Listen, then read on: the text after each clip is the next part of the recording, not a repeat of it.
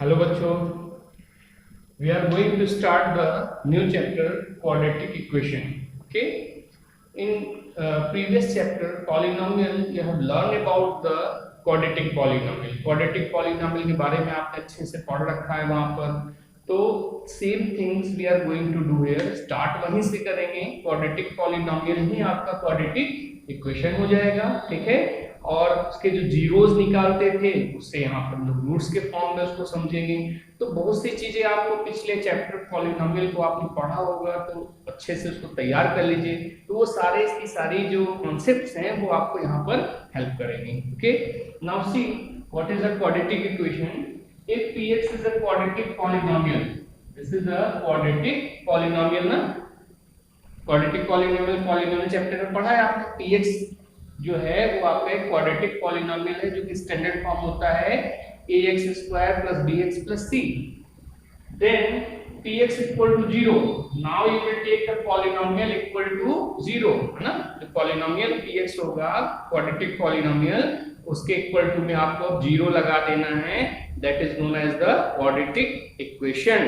C is called the quadratic equation. हाँ, तो जब आप किसी क्वाड्रेटिक पॉलिनोमियल के इक्वल में 0 लेके चलेंगे तो वो आपका क्वाड्रेटिक पॉलिनोमियल क्या बन जाएगा? Quadratic equation. Okay, we know that the standard form of the quadratic polynomial जो ax square plus bx plus c is the standard form of the quadratic polynomial equal to 0.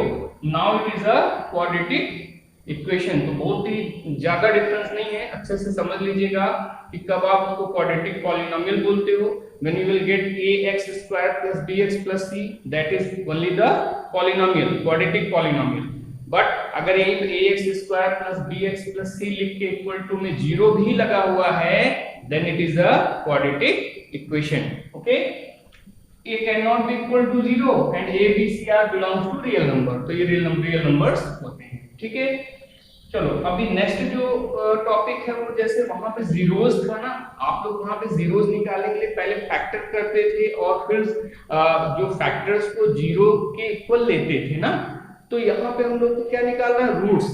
देखो similarity है तो थोड़ा सा difference है, समझना होगा कि जीरोस कहाँ पे बोलना है आपको, रूट्स कहाँ बोलना है। अगर आप क्वाड्रेटिक पॉलिनोमियल के फैक्टर से x की वैल्यू निकाल रहे हो ना, वहां पे इक्वल टू 0 हम लोग पहले से नहीं लेके चलते हैं। लास्ट में आपको जब उसके जीरोस निकालने होते हैं तो फैक्टर करने के बाद उनके जीरोस को इक्वल टू 0 लेते हैं। That's mean that are the zeros, है ना। अभी क्या कर रहे हैं हम लोग? इक्वल टू में 0 लेके चल रहे हैं, तो जो फैक्टर होगा वो दोनों इक्वल टू 0 तो पहले से है, तो this time we will get the roots. देखो रूट्स में रूट्स ऑफ क्वाड्रेटिक इक्वेशन, तो क्वाड्रेटिक इक्वेशन के रूट्स को कैसे डिफाइन करेंगे? Let ps equal to 0, it is a quadratic equation. Equal to 0 लगाया, that means it is a quadratic equation.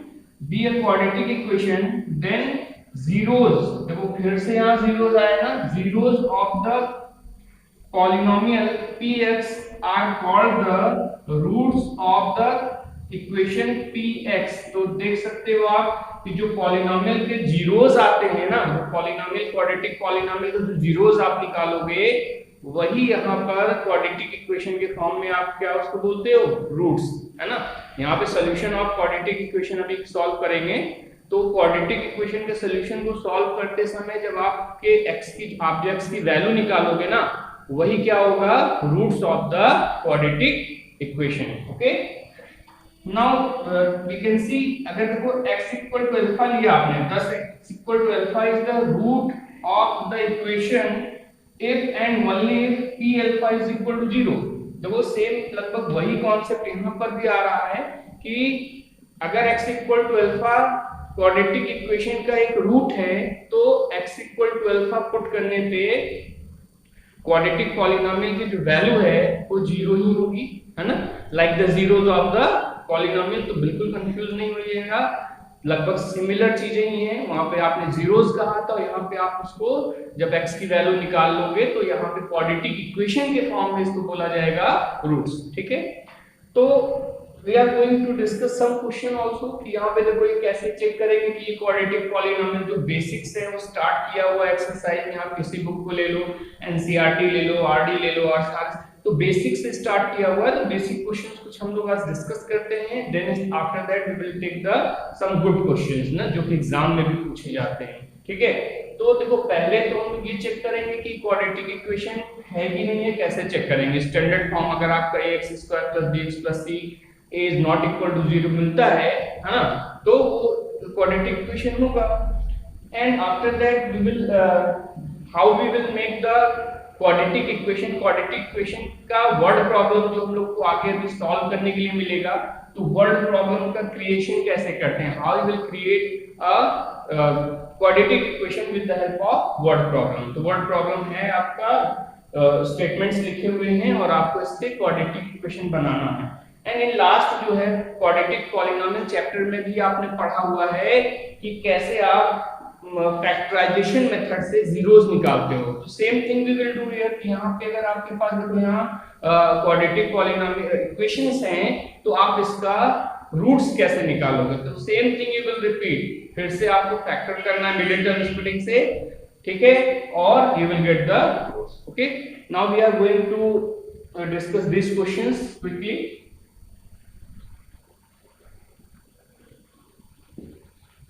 See, in first question it is written check the quadratic equation, मतलब ये check करना है कि it is a quadratic equation or not। तो पहला part है देखो x - 2 whole square plus 1 2x - 3, ठीक है, स्क्वायर कर देते हैं x² plus 4 and minus 4x plus 1 is equal to 2x - 3, ठीक है। ये आपका साइड में आ जाएंगे सारे टर्म्स। तो स्टैंडर्ड फॉर्म बनाना है, स्टैंडर्ड फॉर्म के लिए सारे टर्म्स को एक साइड में लाना होगा, ठीक है। तो x² और ये इसके साथ आके माइनस हो गया, तो minus minus plus -6x and ये आके आपका 5 हो रहा प्लस 8 हो जाएगा ना, करेक्ट, इक्वल टू 0। तो we can see it is the standard form of the quadratic equation. देखो ax² + bx + c is equal to 0, तो इसका मतलब ये स्टैंडर्ड फॉर्म मिल गया। तो it is the quadratic equation. तो पहला वाला देखो क्वाड्रेटिक इक्वेशन है, ठीक है। सेकंड पार्ट को चेक कर लेते हैं। In second part it is written x + 1 + 8 is equal to x + 2 और x - 2। तो देखो कभी भी ऐसे लिखे हुए इक्वेशन को देख के आप नहीं बोल सकते हो कि क्वाड्रेटिक इक्वेशन होगा, यहाँ प्रोडक्ट होकर x² हो रहा है, ऐसा जरूरी नहीं है।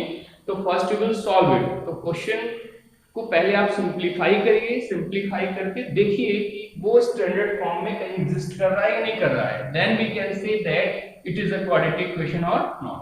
सी, इसका प्रोडक्ट कर लेते हैं, x² + x + 8 is equal to, देखो a + b - b का कॉन्सेप्ट लग रहा है, x² - 4।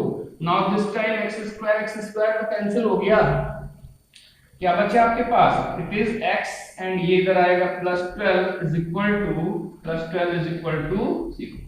तो this time it is not a quadratic polynomial, it is a quadratic polynomial and it is not a quadratic equation. ये क्वाड्रेटिक इक्वेशन आपका नहीं हो रहा है ना।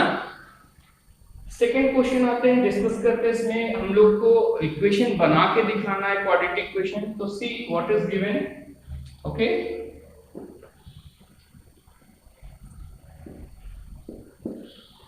In this part form the quadratic equation. तो क्वाड्रेटिक इक्वेशन बनाने के लिए क्या चीजें दी हैं, देखिए the area of the rectangular plot is 512। तो एरिया क्या दे रखा है, प्लॉट का एरिया दे रखा है 528 मीटर स्क्वायर ना, area is given. The length of the plot in metre is 1 more than the twice its breadth. देखो क्या स्टेटमेंट है, जो लेंथ है, length of the plot is 1 more than, क्या हो रहा है, लेंथ जो है वो प्लॉट का जो लेंथ है वो 1 ज्यादा है, 1 मोर है, इससे 1 more than twice its breadth. Breadth के ट्वाइस से भी 1 मोर है, मतलब ब्रेथ का ट्वाइस करेंगे और 1 ऐड करेंगे तो हमको क्या मिलेगा, लेंथ मिलेगा। तो इसको देखो फॉर्मुलेट करना है आपको क्वाड्रेटिक इक्वेशन के फॉर्म में। तो फर्स्ट क्या करना होगा, हम लोग वेरिएबल कंसीडर करेंगे, 1 वेरिएबल ही लेके चलना है। तो we can take for length और ब्रेथ। तो जो इजी होता है, जिससे दूसरा वाला टर्म आसानी से बन जाए, वो हम लोग को लेना चाहिए। तो this time we will take x breadth, x for the breadth. Okay, so write down let breadth of plot be x. तो breadth को ले लिया x मीटर, ठीक है, तो लेंथ इसका क्या हो जाएगा, लेंथ को अगर हम लोग निकालना चाहें तो लेंथ जो है प्लॉट का वो 1 more than twice the breadth है, दैट मींस 2x। पहले देखो x ब्रेथ है तो 2x और +1 करने पे आपको मिलेगा लेंथ, तो यहाँ पे लेंथ हो जाएगा 2x + 1। Okay, now we have the length and breadth both, and we know that the formula for area of the rectangular plot, तो area is equal to length into breadth, ठीक है, तो length की area की value है 528 is equal to length is 2x + 1 और breadth कितना है इसका, breadth is x। now simplify it, देखो क्वाड्रेटिक इक्वेशन बनाना है तो इस टर्म को हम लोग इस टर्म को इधर ले लेंगे, ठीक है। चलो नेक्स्ट स्टेप में लिखेंगे, अब इसका प्रोडक्ट करो, इसका प्रोडक्ट हो जाएगा 2x² + x, ठीक। now move this 528 to this side, तो 2x² + x और -528 equal to 0। this is the quadratic equation for the given question, है ना। ये वर्ड प्रॉब्लम जो था उसका हम लोगों ने इक्वेशन तैयार कर दिया, it is the quadratic equation, ठीक है। तो we will do more questions on the word problem based ना, जो वर्ड प्रॉब्लम के क्वेश्चंस होंगे अभी तो हम लोग को और करने हैं, ये तो केवल एक समझ रहे हैं कैसे इसको बनाना है। तो वर्ड प्रॉब्लम में जो क्वेश्चंस अभी आपको मिलेंगे जिसमें कि आपको फॉर्मूले बनाने होंगे, क्वाड्रेटिक इक्वेशन तैयार करना होगा और सॉल्व भी करना होगा ना। दिस टाइम तो हम लोग फॉर्मुलेशन कर रहे हैं, ठीक है। नाउ इन लास्ट देखो ये जो पार्ट है वो भी आपका हो चुका है पॉलिनोमियल चैप्टर में, क्या है, find the roots of the equation by factorising method. तो फैक्टराइजेशन मेथड से इसका हम लोग को रूट्स निकालना है, तो सिंपल फैक्टराइजेशन में मिडिल टर्म स्प्लिटिंग अभी हम लोग यूज कर रहे हैं, तो मिडिल टर्म स्प्लिटिंग से इसका करेंगे फैक्टर, और फैक्टर जो होंगे वो इक्वल टू 0 लेकर के हम लोग को क्या मिल जाएगा, रूट्स मिल जाएगा। ओके, तो चलो इन दोनों में से हमें लास्ट वाला सेकंड पार्ट कर देते हैं, you will do this by your own. Okay, चलो in third question see it is given that find the roots, ठीक है। तो रूट्स के लिए सेकंड पार्ट ले लेते हैं, 3x² - 2 √6x + 2 0 equal to 0, it is a quadratic equation. तो इस क्वाड्रेटिक इक्वेशन के रूट्स को निकालने के लिए क्या करोगे, first you will do the factorisation by middle term splitting. तो देखो मिडिल टर्म स्प्लिटिंग में ये आपका बीच वाला बनाना होता है, प्लस की साइन है तो प्लस करके बनाना होता है, इन दोनों का प्रोडक्ट करते हैं, ठीक है, अच्छे से आता होगा कैसे मिडिल टर्म स्प्लिटिंग से फैक्टर करते हैं। तो 3 × 6 3 × 2 आपका हो गया 6। अब 6 से आपको ये बनाना है 2√6, तो 2√6 का मतलब 6 को हम लोग क्या लिख लेंगे, 6 को हम लोग लिख सकते हैं √6 × √6 ना, और √6 + √6 क्या हो जाएगा, 2√6। तो simply we can write in place of 2√6 we can write √6 + √6, तो 2√6 आपको मिल जाएगा, क्योंकि जो इसके प्रोडक्ट से जो रिजल्ट मिलता है उसके प्राइम उसके फैक्टर से ही आपको ये मिडिल टर्म बनाना होता है। तो इस बार आपको √6 और प्लस √6 करने से ये मिडिल टर्म बन रहा है, तो this will be 3x² - √6 + √6 x + 2 is equal to 0। Bracket open करिए, 3x² - √6x - √6x + 2 is equal to 0, ठीक है। यहाँ से आप देखो क्या कॉमन ले सकते हो, we can take common only 3, yes we can take 3 as a common, square root of 3। इसको देखो यहाँ से अभी और भी कॉमन हो रहा है, क्योंकि यहाँ पे आप देखो इसको ब्रेक कर सकते हो ना, इसको ब्रेक करके हम लोग लिख सकते हैं √2 × √3, ठीक है, और इसको भी ब्रेक करके लिख सकते हैं √2 × √3, तब जाके वो कॉमन प्रॉपर हो पाएगा ना, जो फैक्टर बनाने के लिए चाहिए होगा। तो हम लिख के आपको दिखाते हैं कैसे लिखना है। तो देखो 3 इसको √3 को क्या लिख सकते हैं, √3 × √3। रूट वाले जो भी मिडिल टर्म स्प्लिटिंग वाले क्वेश्चंस हैं उनकी प्रैक्टिस अच्छे से करिए, वहां पे प्रॉब्लम्स होती है आप लोगों को ना। तो √3 और √3 हो सकता है 3 की जगह, x², इसको लिख दिया √2 × √3 x, इसको भी लिख दिया √2 × √3 x, और यहां से हो गया प्लस रूट 2 इंटू रूट 2। ठीक है, देखो कॉमन लेने के लिए आपने क्या किया, सबको रूट के फॉर्म में कन्वर्ट कर दिया। अब देखो यहां से यहां तक में कॉमन आपको क्या मिल रहा है, रूट 3x ना, तो रूट 3x यहां भी मिल जाएगा और रूट 3x यहां मिल जाएगा। बचेगा क्या आपके पास, यहां बचेगा रूट 3x और यहाँ स्क्वायर रूट ऑफ 2। ठीक है, इन फर्स्ट ब्रैकेट। अच्छा इधर आइए, यहाँ माइनस साइन को भी कॉमन लेना पड़ेगा। अभी देखो इसमें root 2 square root of 2 common मिल रहा है, तो स्क्वायर रूट ऑफ 2 कॉमन ले लो।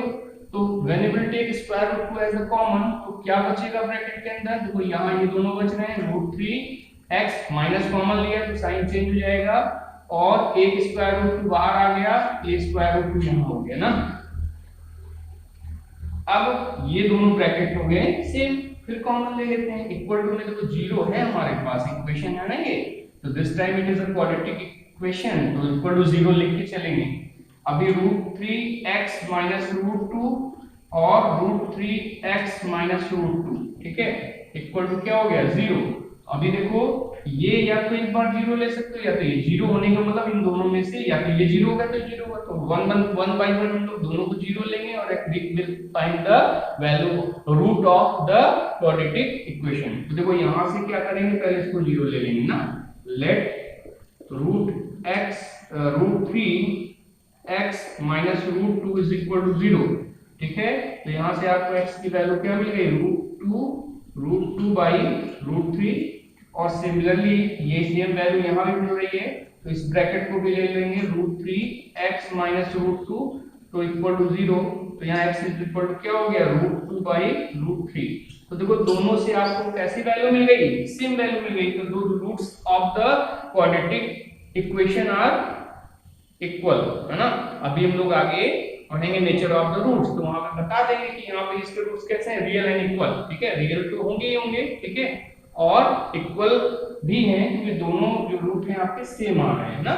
तो अब इस तरीके से फैक्टराइजेशन मेथड से आपको zeros of the quadratic equation भी निकालना होगा। ठीक है, in next class we will continue the same chapter and we will take some very important questions. Okay, now revise it. Thank you.